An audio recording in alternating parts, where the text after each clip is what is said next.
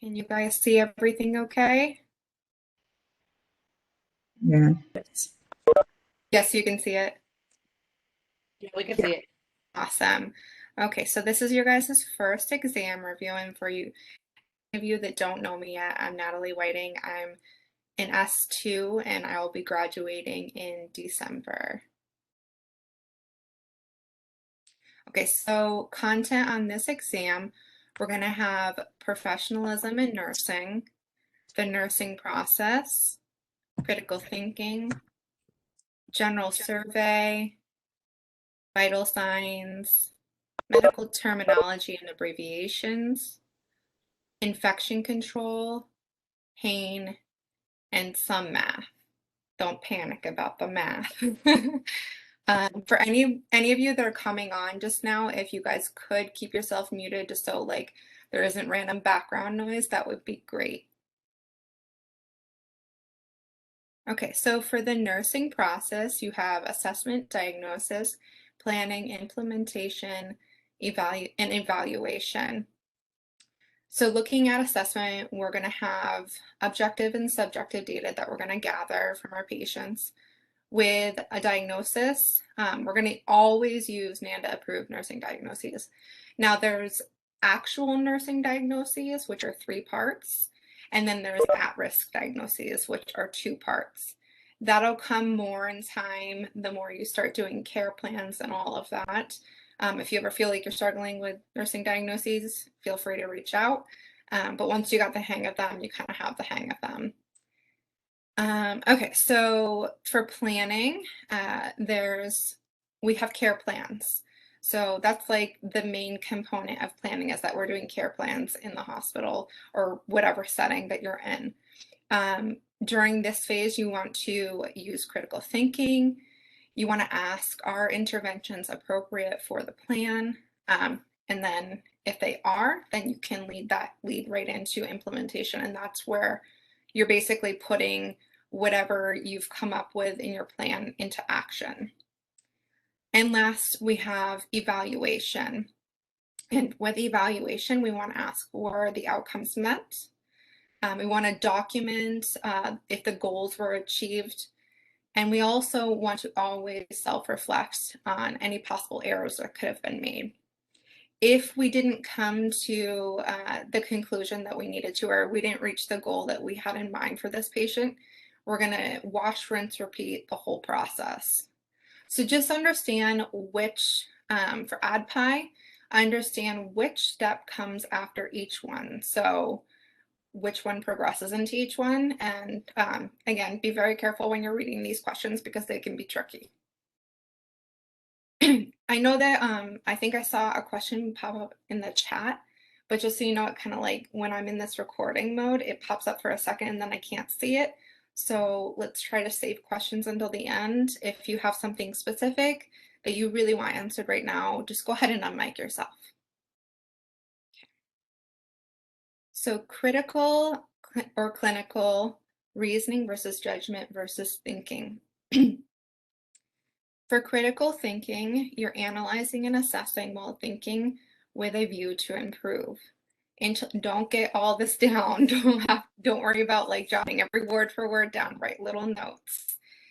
You're intellectually engaged, skillful, and responsible thinking that facilitates good judgment. So it requires the ability to challenge one's own thinking with critical thinking. Clinical reasoning is thinking and decision-making processes associated with clinical practice. Cognitive processes required to evaluate and to manage a clinical problem. Clinical judgment is the ability to weigh competing elements, ideas, actions, and to adjudicate between conflicting but equal priorities.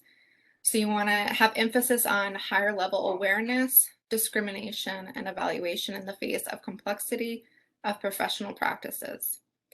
And then lastly, clinical thinking. It's kind of what puts it all together. Clinical thinking is cognitive processes of a health professional in the course of his or her work. It's the larger concept that encompasses all of this, all of the other ones. That makes sense? So just have a basic understanding of mainly the difference between clinical thinking and critical thinking.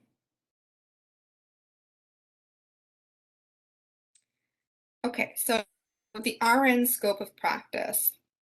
This is just a short list. It's not limited to just this, but these were like some main ones that came to mind.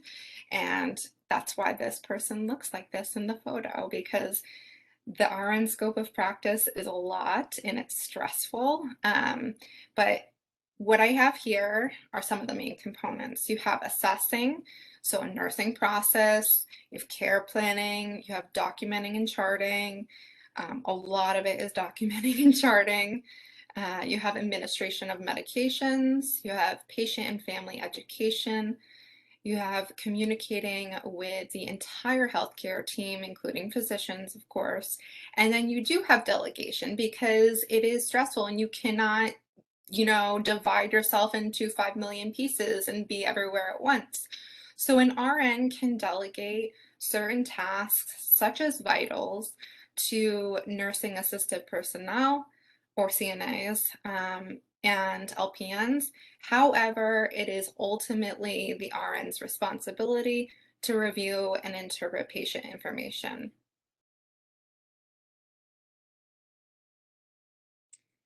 Okay, general survey versus full physical assessment and or a focused assessment. So with a general survey, that's like when you're first walking into the room, the patient's room, you're getting an overall impression of what you pretty much see, or maybe they say something.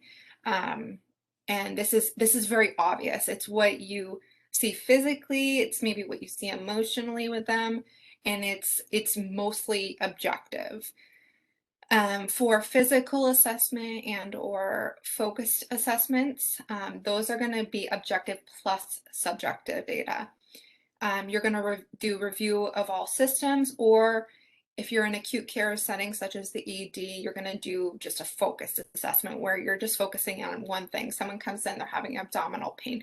You're going to do a focused abdominal assessment. Sure, maybe you'll listen heart and lungs, but you're mainly going to focus on one thing if it's an acute care setting, opposed to, say, you're on a med surg floor, you're going to be doing a head to toe assessment, a full assessment, if they're like inpatient.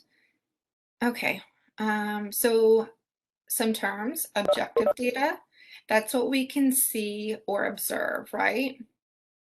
Subjective data is what the patient is telling us. Also know direct patient care versus indirect patient care. So anything that you physically do for a patient or provide to the patient with emotional educational support is direct patient care. If you, I saw a hand raise, I think. No? Okay. Um, I was just so stretching, sorry. Okay, no worries. You're just one of the couple people in my little window here, and I was like, oh no, am I going too fast? Let me know if I'm going too fast. I'm trying to slow myself down. So anything that is not that is indirect patient care. Make sense? Cool. Uh, can you give us an example on the last part, like direct So patient? So direct patient care would be you're repositioning a patient, or you're giving them medication, or you're placing your hand on their shoulder as an emotional support, or you're giving them patient education when you're discharging them. Anything that you're doing physically um, with that patient, or you're educating them, or you're giving them emotional support, is going to be directly working with that patient, right? Okay, cool. Got it. Okay, so math in the nursing world. For sure, know your military times and your Roman numeral conversions. Do up 1 to 20 for your Roman numerals for this one, and then know um, you should know the main like C for cent, right? 100, D for 500, M for 1000. Um, those are like the important ones to know. What I have right here on this slide if you want, go ahead and take a screenshot of these for your reference. That's totally fine. Quick question. Mhm. Are we going to have access to your PowerPoint or your slides? I'm recording. Oh, okay. Okay. Yeah. Thank you. Yeah. Okay. So math in the nursing world continued. You're going to have dimensional analysis, dosage calculations, decimals, fractions, and percentages. Don't worry too much for this exam on dimensional analysis and dosage calculations yet. I'm sure that will be coming, but focus on the conversions from the previous slide and also know decimals, fractions, and percentages. So fraction simplifications, basically when we simplify or reduce a fraction, we need to find a common factor between the numerator and denominator, right? This might be feeling like we're going back to grade school here, but for some people, it can be something that they struggle with. So 12 over 36, does anyone know what that would reduce to or what the least common multiple would be for that? Yeah, 1/3. Isa. Yeah, Isa. And whoever unmiked themselves, that's perfect. So 1/3, and the way we figure that out is we identify that 12 is the least common multiple, right? It's the factor that both 12 itself shares and 36. And when we divide 12 by 12, we get 1. We divide 36 by 12, we get 3. Now, the numerator might not always be the least common multiple, just so that doesn't throw you off. Sometimes we have improper fractions, right? Where the numerator is actually a larger number than the denominator. You can still simplify that to its most simple form. For this one, it would be 1/3. Great job, guys. So percent to decimal conversions and vice versa. So it's basically one way is this way, and then going back is just the opposite direction. So does anyone know how we convert from percent to decimal? And that's okay if you guys don't. So you basically imagine that there is like an imaginary decimal point at the end of 98, and you always just move the decimal to the left 2 places, and that's it. 0.98. Now, it's important in science and in nursing and any field that you're working with these math and these numbers that you always have the 0 in front of 0.98, because often if you write that, sometimes the decimal can be messed, right? And that could, if you gave someone 98 cc's of something opposed to 0.98, that could be a big medical error. Not that anything's really handwritten. You're going to have orders in a computer, but just so you know, that's important to know. So for decimal to percentage conversion, it's literally just the opposite. So 0.4, what would that be if we're going the opposite direction? 40%. Yes, good. 40%. You guys are a bunch of smarty pants. Okay, vital signs. So blood pressure, we want it to be less than or equal to 120/80 generally. You're going to have, different numbers in your textbook saying something, and then the lecture that Dr. Bota gives you might say something different. Know that like if it's like different by like a certain, amount of points or numbers or whatever, vital sign that you're looking at, don't get hung up on that. If something is off, it's going to be off. For temp, it's going to be between 36.5 to 37.5 Celsius, or that in Fahrenheit is 97.7 to 99.5. And also, certain values differ by the facility that you're at too. And you'll notice that so much with lab values. Lab values are often, they say this is the range you want to see at this place, and then it might be different at another place. So for respiratory rate, no, between 12 and 20 breaths is normal. Heart rate between 60 and 100. And then SpO2, we really want that in general to be above 95.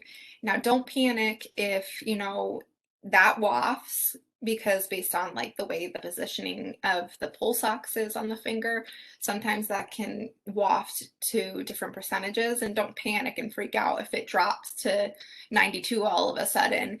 You might just need to reposition it.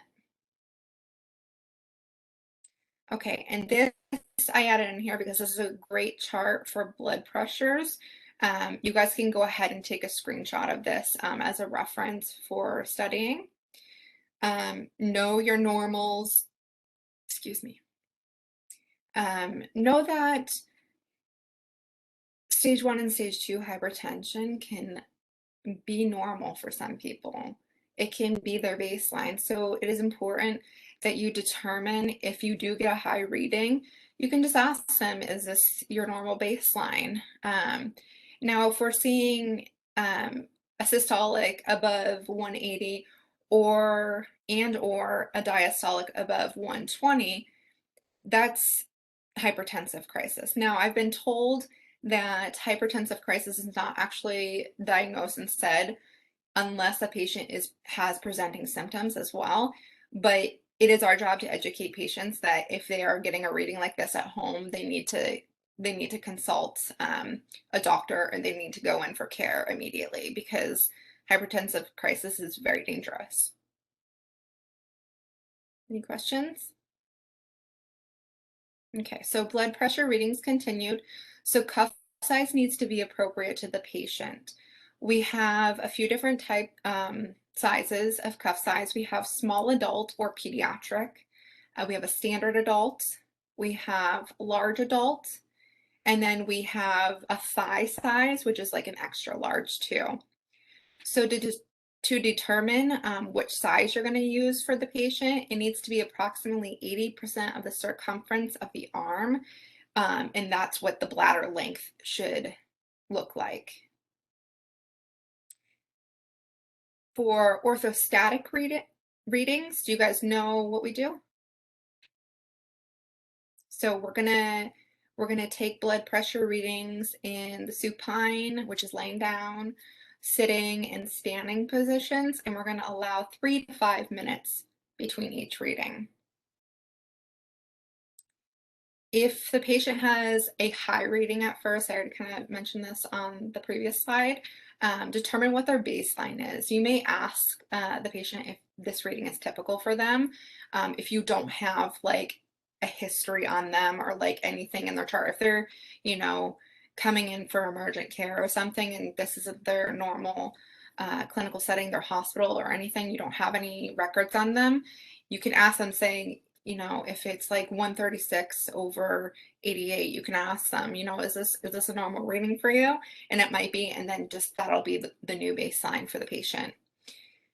So what does systolic blood pressure mean? Any of you guys can unmute yourself and give it a stab.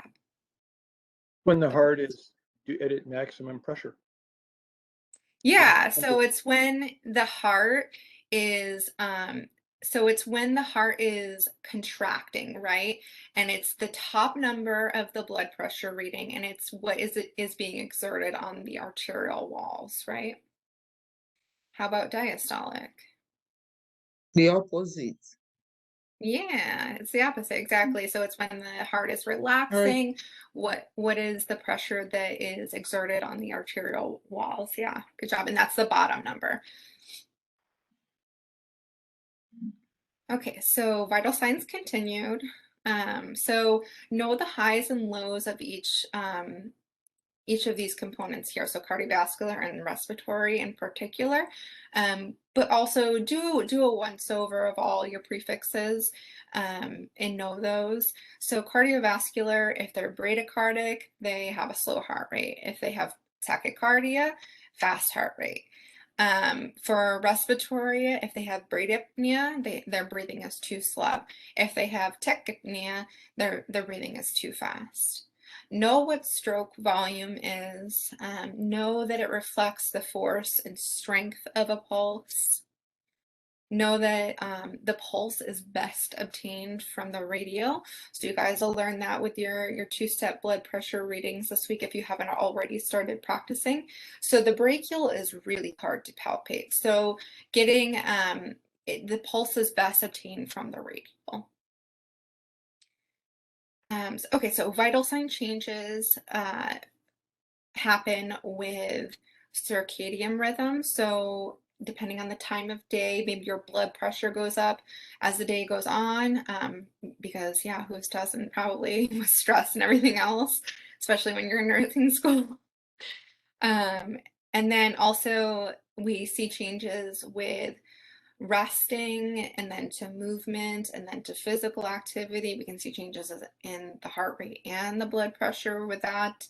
And then we can see vital sign changes with pain as well. Natalie, Yeah. I have a quick question. Sorry, I know you wanted us to hold them to the end, but No, it's so- fine. If you unmute, I just can't be seeing the chat because it Oh, pops up for gotcha. literally a second. For the bradycardia and tachycardia, that's just like bradycardia would be considered anything under 60, or is there like a specific number that they give? I mean, yeah, technically it is, but honestly, there's some people who are very active. Like I look down at my watch sometimes and it says 53 beats per minute. Yeah. And that can be normal for people. So, you know, don't be alarmed if you see a heart rate in the 50s. That can be very normal for people. But generally speaking, 60 to 100 is like the range of norm. And yeah, I guess they would term it as bradycardia under 60, but it's not a bradycardia that we become concerned about. And there's not going to be a tricky question like that. Okay, cool. Yeah. Thank you. It's going to be very obvious if someone has like a bradycardia that you need to be concerned about. Yeah. Good question. Okay, so ABCs and the priority interventions. So ABCs, airway, breathing, circulation. This is going to come up time and time again throughout nursing school. A change in a patient's status or newly admitted patients in distress, what is the first thing we do? Assess the airway, the breathing, and the circulation. So how do we do that? Checking respiratory rate. Well, for airway, if they can talk to you, generally their airway's open, So right? exactly. So that's a good indicator right there. But the first thing we're going to do is vitals, right? We need to find out how that blood pressure is. We need to find out if it's circulating. We need to find out if, you know, everything, vitals tie in very much to the ABCs. Obviously, exactly what you said. If they're talking to you, they're breathing. And then if they're not bleeding out, I mean, you'll see if they're bleeding out, that would be, you know, a big concern. But yeah, vitals are the first thing we're going to do. If they come in distress, we need to see what's happening. We need to, so respiratory rate is part of vitals, right? Their heart rate, their temperature, and blood pressure. Okay, so we want to get help or call a code with life-threatening medical emergencies. During that time, we don't leave the patient. We stay with the patient. We hit the wall, we call a code, right? So this is what the prioritized interventions are for these. Some examples of this are cardiac arrest. So if they have extreme bradycardia, like I was saying, like you'll know if their heart rate's just dropping, and then all of a sudden their heart stops, you're calling the code team, you're starting CPR. And also that also includes ventricular tachycardia, so life-threatening dysrhythmias that's a life-threatening medical emergency. And also hemorrhage. Hemorrhage is a life-threatening medical emergency. You will see this a lot in L&D. Hemorrhages are a huge, it's like its own code basically. Quick question, what would be a number for extreme bradycardia? 30s probably. Yeah, you don't want to, I mean, even in the 40s, like that's scary, like in the 40s. I haven't really seen anything in the 40s, and if I do, they correct it really quick. Do you think that we'll need to know the risk factors for each of these things, like the types of pregnancies that have higher risk for hemorrhages, No, or that won't come until like temperature? L&D. Don't worry Okay, about that. Yeah. or like for Um, bradycardia, like a patient that might be more just at know risk. that hemorrhage is a life-threatening medical emergency. Okay, and Yeah. for the other ones too. Yeah, know that those are life-threatening medical emergencies. Okay. So vital So, signs. Oh, yeah, go ahead. sorry. No, it's okay.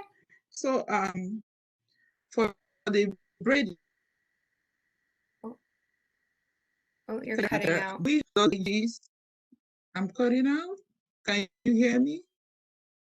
Yeah, Can you hear me I now? can hear you now. Yeah. Okay. Yeah. So, I'm asking based on what you said about bradycardia and tachycardia. Does it relate to age factor, like younger children breathing faster than the older ones? Does it have any impact Yeah, on the breathing rate? you'll get different numbers when it gets to time to take pediatrics, but this is just focusing on adults in health assessment. Adults. Oh, okay. Yeah, so the numbers I gave you, just know those numbers for now. Mainly for adults. Okay. Yep. Yeah. And sometimes that's a good question because sometimes you will see different, slightly variations between an adult and an older adult, especially when it Yeah. comes to Mhm. temperature. Yeah. Older adults, temperatures, they tend to get a little bit more on the hypothermic side. And it's something to be very aware of. But you'll have a healthy aging class too, I believe, unless they don't do that with the APSN group, I'm not sure. That focuses on older adults in particular. Okay, so vital signs for temperature. So some terms to know. Febrile is feverish. Afebrile is free of fever. Hypothermia is a medical emergency when the body's heat is lost and it falls below about 95%, 95 degrees Fahrenheit. So it is a priority to bring that temperature up.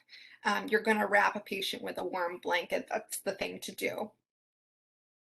For hyperthermia, this is defined by greater than 104 degrees Fahrenheit. So often we will let the body do what it naturally needs to do with fever because a fever is the body's way of fighting off something. However, when it becomes 104 or greater, that is physiologically destructive to the tissues. And at this state, we do need to treat it with some sort of antipyretic. Okay, so if you guys didn't review before nursing school, please, please, please review the circulation of blood through the heart to the lungs, all of that. Also just review general anatomy of both the heart and lungs, in particular for this exam. At the very least, know where the apices of the lungs are and where the base of the lungs are, as well as the apex of the heart and the base of the heart. Okay.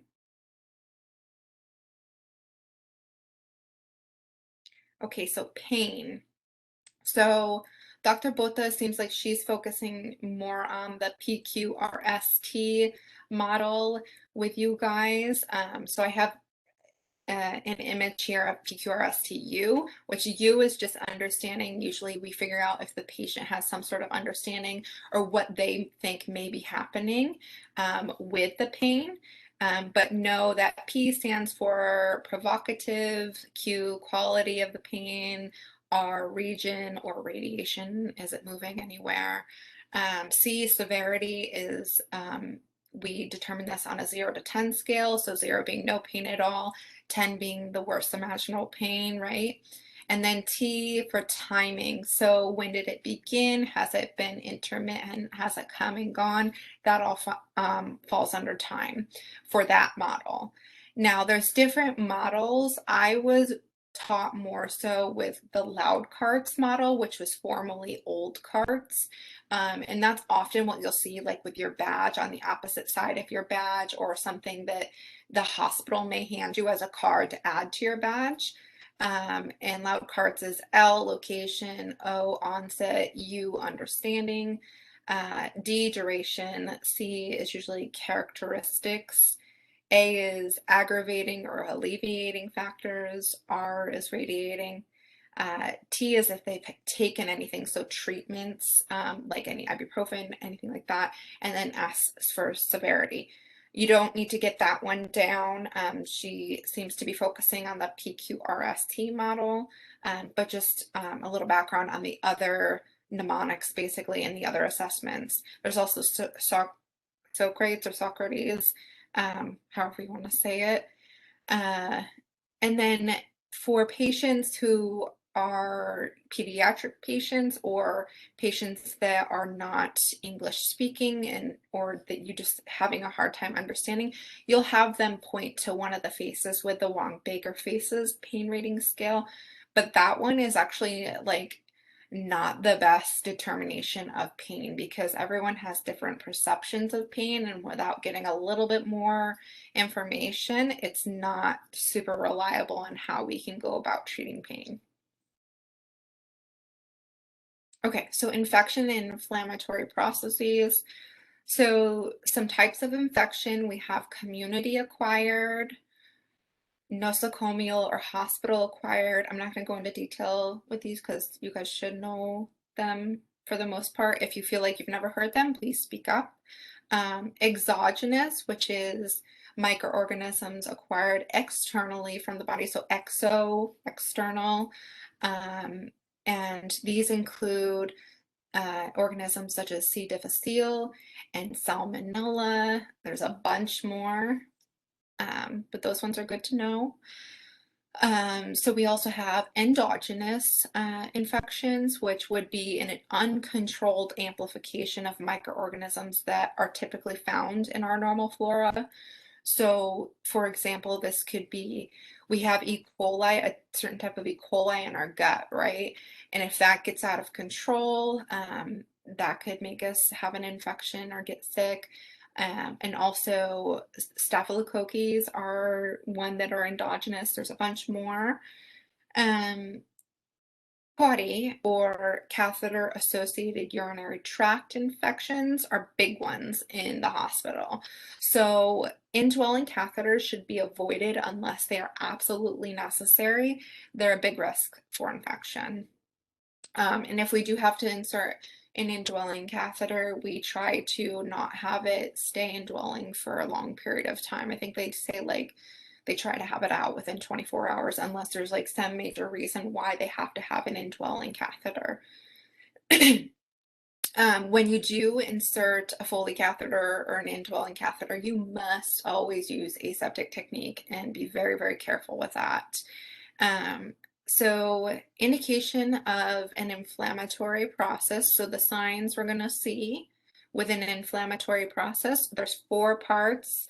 There may only be 3 in a question on the exam, so know these 4 parts. There's redness, swelling, pain, and heat. Okay.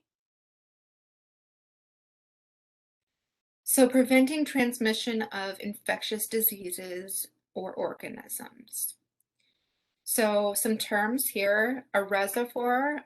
So this may be a human, an animal, food, water, fomites, which fomites are non-organic matter, which could be like surfaces, right?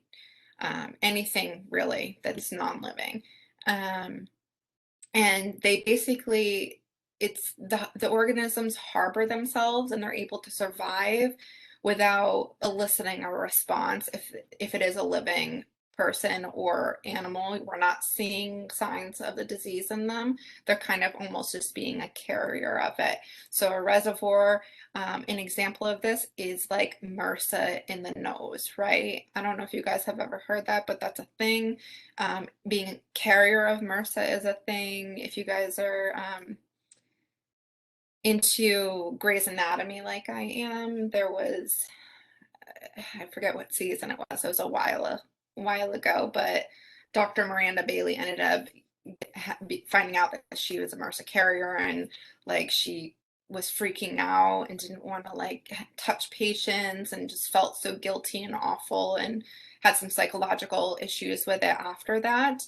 But yeah, basically these organisms just kind of, they're able to survive and replicate. It's a reservoir. So if you think of a reservoir, things can manifest in water, and that's the way I kind of remembered it. So yeah. And then once they are able to jump from that reservoir to an opportunistic host, that's when it's going to do damage. So there's direct and indirect transmission. Know what those are. Sterilization versus disinfection. Do you guys understand the difference between those two? Speak up if you don't. It's okay if you don't. I'll just say it real quick. Okay, so sterilization is basically we're wiping out pretty much all the organisms, like 99.9% of everything. That's usually like you're using an autoclave or something to sterilize something. If you're disinfecting, you are not at the sanitation phase, you're like a step above that. You're using some sort of disinfectant to kill most of the microorganisms, but it's still below. It's not as safe as like sterilizing something. Something's sterile, it's sterile. Okay, so what is the best way to prevent the spread of disease? What do you guys think about that? Hygiene. And hygiene, yes. Hygiene. Okay, no annotating, you guys. Okay, so That was an accident. I was trying to unmute myself. no worries. Okay, so then we have these disease-specific isolation precautions, right? So we have standard precautions, we have contact precautions, droplet precautions, and airborne precautions. Know what type of protection you're going to wear for each of those. That's really important. Know, for the most part, you know, like the major ones that we talk about, you know, MRSA, TB, right now, SARS, right? Know which ones those fall under as far as like airborne versus droplet versus contact. And then there's also, it's not included on this one, but for contact precautions, there's also like an advanced contact precautions, and sometimes you'll see it as listed as enteric, and it'll be brown. And I remembered it that way because C. diff is, it's passed through stools, or even like if you had, you know, cleaned and you had gotten something on you and then you went and you did something on a surface area, it can pass that way because it's contact.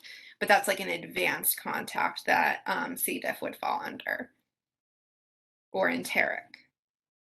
Please, do you want to zoom your screen a little bit so we I can can't. see? Oh, you can? No, because I'm in a presentation mode. Oh, okay.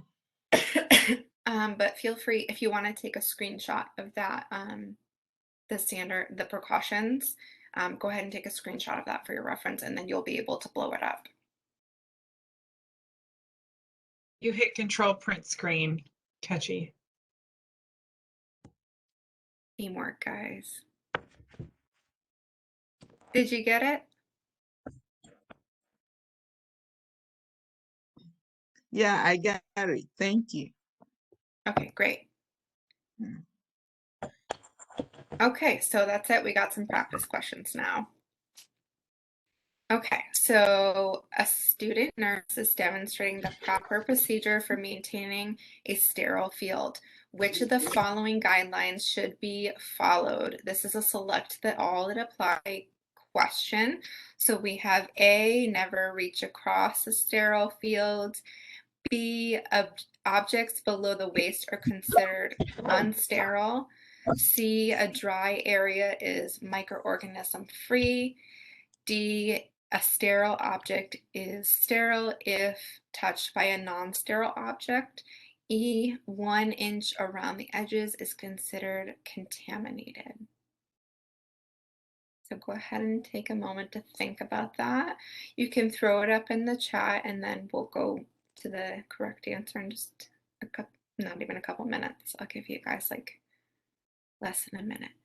We got some ABE I see popping up. ABE.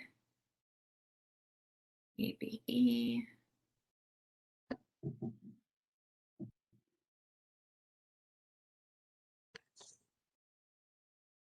Yeah, you guys are my smarties. Good job, ABE. Did that make sense to everyone? Is there anyone that was like questioning it or anything? Pretty straightforward. Cool. Okay, so which statement by a client who has methicillin-resistant Staphylococcus aureus, so MRSA, in the urine would indicate that the client is correctly following the medical treatment plan? A, when I leave my room, I will wear a mask. B, I should wash my hands after I go to the bathroom. C, my children can sit on the bed during their visit. D, I need to wear gloves when I eat my lunch.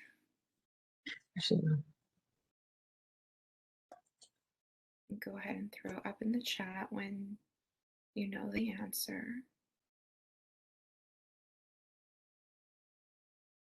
And I'm seeing them come in.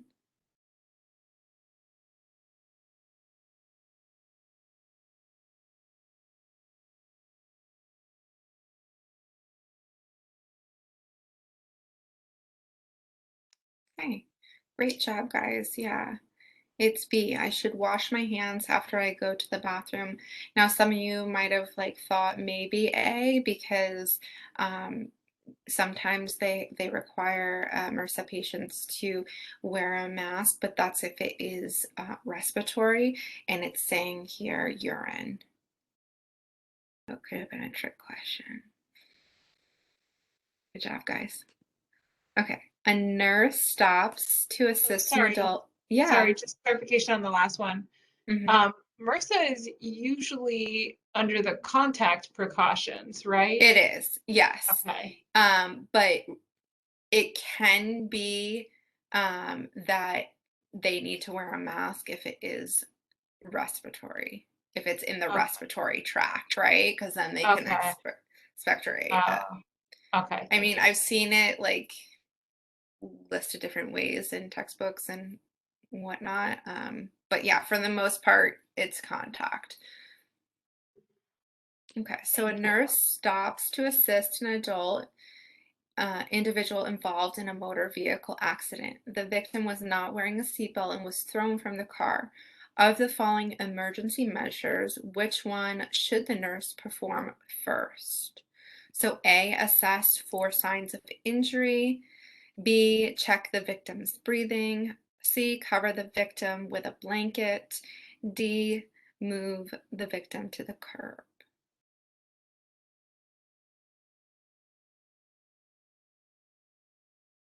Let's give it another 30 seconds, but I see you guys coming through.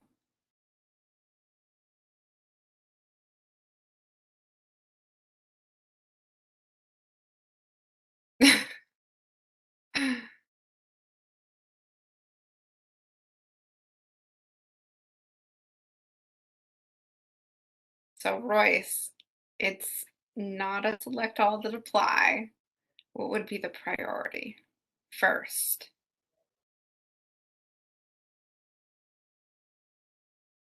Yeah, you guys got it. Okay, so yeah, we're gonna check the victim's breathing first, airway, breathing, circulation.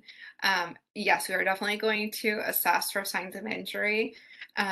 We wouldn't cover the blanket or cover the victim with a blanket unless they are dead. Like honestly, I was driving down, I think it was 280 yesterday, and there was cop cars and there was a backup, and then all of a sudden I look over and there was a body like covered with like some sort of something that they put over it. So maybe that's what they do if someone is they're deceased. But no, we're not going to put a blanket on someone if they, they're suffering injuries.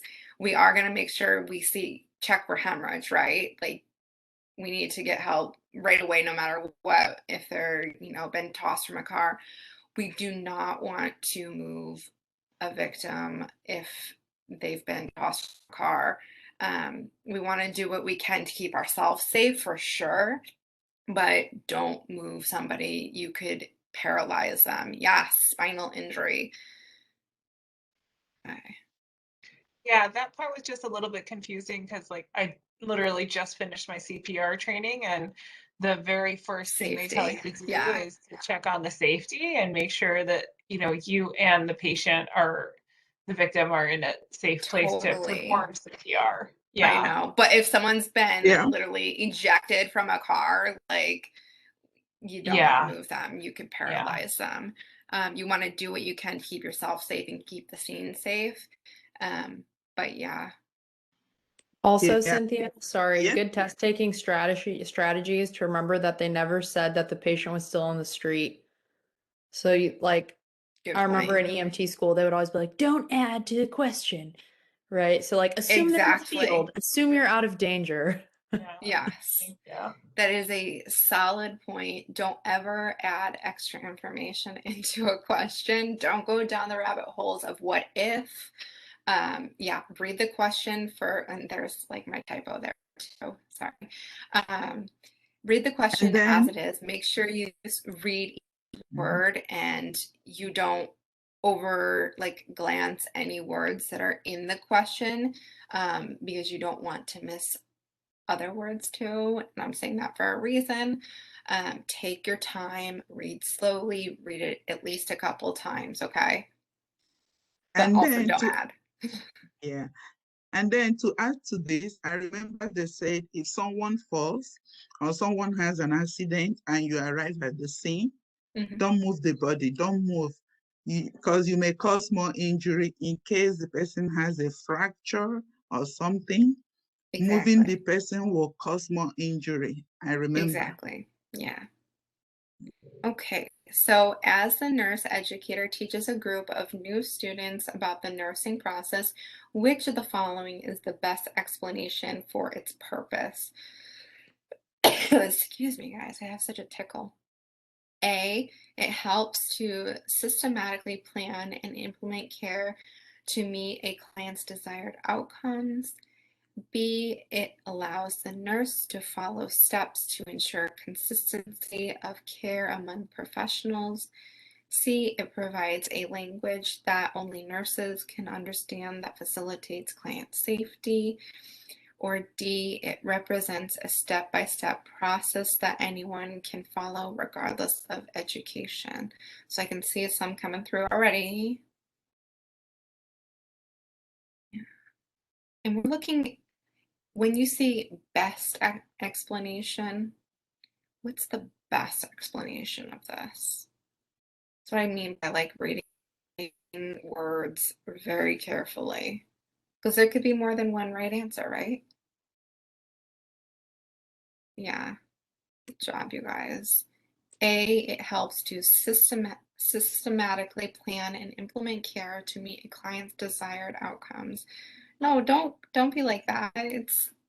These are good strategies of just learning, test taking, and learning NCLEX style questions, because they can be difficult. Can I ask a quick question about this one? Yeah. So what tripped me up, I think, a little bit was the language where it said the client's goals and outcomes. And so I just wanted to okay, I see what Karen just said, so that it just means it's more patient centered as opposed to like, this is what the client really wants. Do you know what I mean? Yeah. I come from a retail background. I think I understand what you're saying. Yeah. So that's what kind of threw me off a little bit about that one. But so it really just means it's like what's in their best interest and not necessarily like them walking in and demanding specific things. And these are NCLEX style questions, and honestly, when you get into the world of nursing, it's not going to be like you need to know like these specific things into that level. Okay.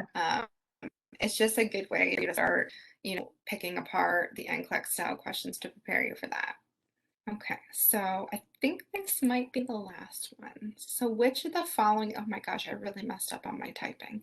Which of the following values for vital signs would the nurse address first? Heart rate, 72 beats per minute.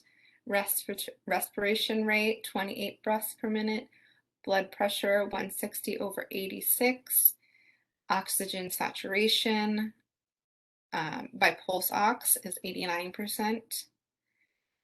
Temperature is 37.2%, so 99%, and that's taken by tympanic. So I see D, D, B.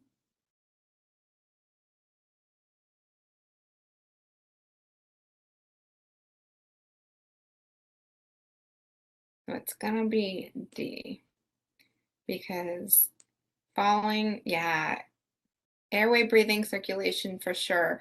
The respiratory rate is a bit high, yeah, for sure. But the circulation and the hypoxia that could be happening with that low oxygenation status is more important to address. They could be breathing faster because of that. So we need to figure out, okay, so we need to address that because we need to get them some oxygen, right?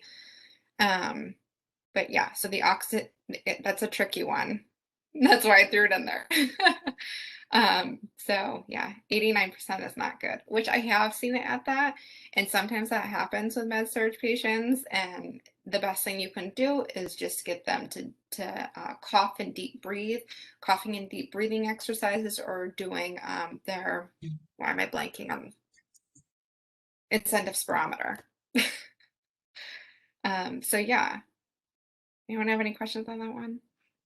If any of these values were higher, like if the blood pressure was 180 systolic, would that take priority over the O2 sat? I would say the oxygen is going to be the first thing you're going to do. Yeah. Because the next thing you can do is you're going to be on the provider. You're going to be reporting, hey, their O2 sats have dropped. I got the oxygen going, even though technically, like, you're supposed to have physician orders to deliver oxygen. If a patient's O2 sat is dropping and it's trending down, you're getting that nasal cannula on them and you're turning on some oxygen for them. And then you're going to call the provider and be like, this is what I am seeing. They're in hypertensive crisis.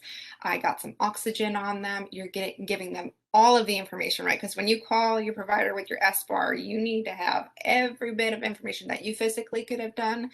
And then they're going to say, okay, we're going to get an order for some sort of medication that's going to bring the blood pressure back down. And there's a variety which they'll give them too. Good question.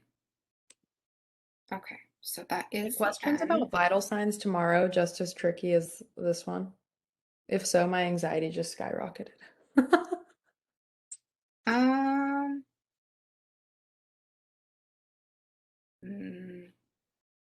Those vital sign questions. There's only a handful, maybe like 5 at most on vital signs, I think.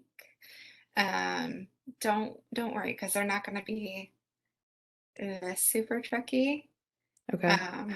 It's going to be like, there's this patient with this patient with this patient with this, which patient is like the priority. So know your vital sign numbers. It's not going to be like which one is the one that you need to address first, like this one. Yeah. If that's what, don't be anxious. It'll be okay. Cool. But like, because like as a rule of thumb, right? Like if you were to see a patient, I don't know. I think I'm thinking too into it. Never mind. Okay. I'm so confused. Make sure. Okay, I'm gonna stop sharing.